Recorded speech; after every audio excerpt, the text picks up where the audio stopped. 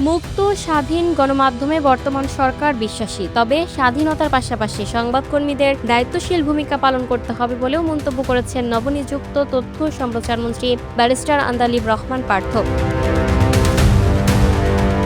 শনিবার সাভারের জাতীয় স্মৃতিসৌধে মুক্তিযুদ্ধের বীর শহীদদের প্রতি শ্রদ্ধা নিবেদন শেষে সাংবাদিকদের সঙ্গে আলাপকালে তিনি একথা বলেন। তথ্যমন্ত্রী বলেন, সংবাদ মাধ্যমের ওপর সরকারের কোনো অহেতুক নিয়ন্ত্রণ বা হস্তক্ষেপের মানসিকতা নেই, তবে মুক্ত গণমাধ্যম মানে দায়িত্বহীনভাবে কাজ করা নয়। দেশের স্বার্থ ও মুক্তিযুদ্ধের চেতনা বিবেচনায় রেখে দায়িত্বশীল সাংবাদিকতার চর্চা করতে হবে। তিনি বলেন, গত 17 বছরে নানা ভয়ভীতির মধ্যেও গণমাধ্যম জনগণের কথা বলার চেষ্টা করেছে।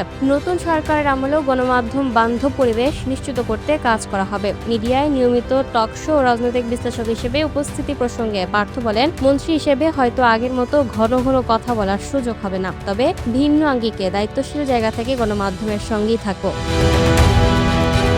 Lucky Akter, up to date news, Dhaka.